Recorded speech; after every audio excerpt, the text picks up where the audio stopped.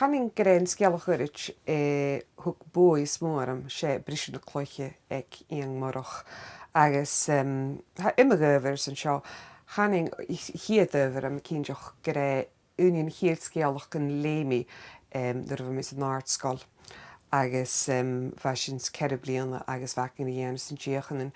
agus bheit mis nas cleachte man am sin rí scialach gan gorid ag Iainach go going scialach go ma siimplí agus ha céanam gléimhá bhí léig scialach ag Iain Moireach an dáiseachs chaideannig stéimir agus bétar an nóirsan na goladásige agus hicmi nóirsanna agus nuair a hicmi han an bhain gur mé go hic sin ach gur tás faraching an asam nach ra mér ein ré á píscrí sa bí riamh ré. Briseadh na Cloiche héin sé scialach a hán míon fer a ha ag déad go lá cawl a bheith ach run mistachar sin ha cawlín sin agus ha go dhéanú an nuinge gomach skipelte get ha céis down chanig sa scás gra fer a seo sa chocuh smaid gra ar a chawl fatar an am seo ach gur ddíireach nátaide tipping point a bhain tachart a bheith seo go deacha búlach as a rian. Ha fer a seo ha tócail tú san a bhein agus ha fola seoch go bhfuil a bhein i bhí géirí tú seo bhí a hócail san imig bliana. Ha i bhí goparir ha imsúid go an dusan bliana bheith goparir agus chadeach an tú a bheith seo an tú mór spatial a gheall a gís chiad amach chadeach a hócail agus sa scialach a seo san ha fiachan is a chlach a seo glósad cún go bhfuil chur bachcach ar an úpar ha fiachan í dhéanú. Agus chan lánach a héin ach ha bhein ann chuteoch ha sin san tú ha imar gur thuirtí ar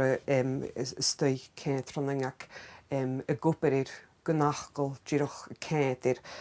Ha sin a bhain deamh ar pásach a bheit lán gra agus dóchas sa chiad dolamach ach a chai céir hanna blianachan. Changil le ríisegin sé díirech chai céir ach ha folaseach go bhfuil éan na bharach gin gráise goparir gan stat ha roi riamhríirichte lína bheit déanú. Ag cheirstám hánig éan na gacha a cocuh bheit san néhí agus ha héna gaiteach go dana gacha agus go má láin go héin, lisachad bhar fachlan úra ionsachach nuair a bheit san névis. Bheith go té chanig ar in Iain agus bheit seo thug áiriise gá cálaris nuair a híle gacha. Mar sin smaid gur a héin lisachad a gísin na briac agus nach dúrise na cha ghealtingi an sa chiad amach a bharach ar an tú spatial a bheith seo. Cuú lá seo ha goparir an chhlacha seo ha áirt mór ige agus ha scialach seo darnhöver ha scialach seo cartar am chomór sé go bhfuil díirech lumalán saolaíonn is íon smaid go cenú chuit go bhfuil cúsúán ha díirech lisachad hengil loine ha bhóda dá seachad gun drúta go nán. Sa chiad paragraf ha bríine de chrí ha lisachad ha bheit níos taring anal a náte bhí go séitegus bheit chrí go plupatí tú bh scafanin mar bhrech ar bord locha agus sinach a dúnigin is saolaíon na siimplí ha tárán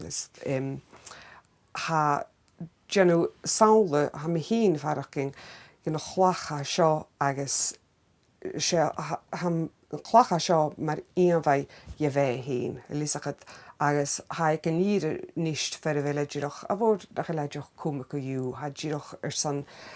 nearach a hán a thuirsta mach ar a chhlacha seo han dáirt a seo ige sé san náirt agus ha díirech ar san i bhríiste an na písan agus sé sin a ha san náhar ige.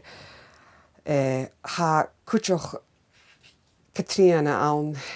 si goparir agus good chanig smaid cúit gur Catriana an náirt agus gur isan an chlach agus gur saola hán mar a bheith tríanana goparir hanna blianachan agus go bhrísteach sios na pís an beice, tíirech mar a is na fiachan na ghéanú se chhlacha seo. Cuú ha tíon go na níre far a bhfuil a chlach díirech ha bhór i gáil háiriséir agus san na nóirsan ha is a dica sin ha deoch go chaall hain agus gan loinechan ha is cuacha go gása na big slapad dynamite ike chuirige a chlach na bhíle pís. Ach sé chéiste haramsa i ngé an chlach a bhar san na chuir na míle pís nó éise. Van táirt a bheith seo ike ha chur statir hain agus ha tríanana ag níra seo an nocha an daras ha cuma lára trúna céit bhfuil le déanú nópar a chuirú roia agus ha áras ach am hín go rá roing ag agus sé roing bhfuil mi dul dhéanú seoir a chlach nó bhfuil mi dul dhéanú seoir go tríanana agus ag ddíir lá san ha tú a chlach agus mar éis ach ha gréim cria tíir. Agus an scéalach an nóir san na tín sláán an cercail mar a bhthir Joe scéalach ha táisce ag fír thoiseach mar a ha chria agus ha bhórnach an réim an sa scéalach a seo ruta go má taring an cháás a cuiteach geta sé pís ros go hán ha réim bartach gan ha bhór na chloinú in táirt a dó sios agus búile i chria lína fachlan ha cleachgach agus tá táisce lí chria agus a chríoch na chria geta sé cria a stat. Hanna gon brín ar an dúlach ha noch gus is scéalach a seo ha go má cuach cuiteach cuachach mar dhéanamh agus hála ar a bheith agus han dúlach i fiachan bhí sé bíl fiára seo a réip agus hangil dolis agus ha féinach lís cos an fiús fiachan ha bíochút agus ha fechting an sa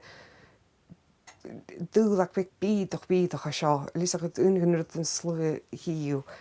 a héin agus sin a mis bunjin an súlan Catriana sinna cadésan ha gin leach big bídoch hangil le cíalach dat a ringe sa bí agus ha stampach ar an dúlach a seo agus tíirech mar a héin a faraching ha súl stampig éirisan agus goháir Catriana. Ha na hirid tí gé bhéon na hirid te hálaíon ha tachars can té fichiid mínat na sin chinge lánach dí seachge agus ún tí chinge fiús ann agus ha thula box mar go bíag ar san Joe scéalach uirit tuastaí scéalach a seo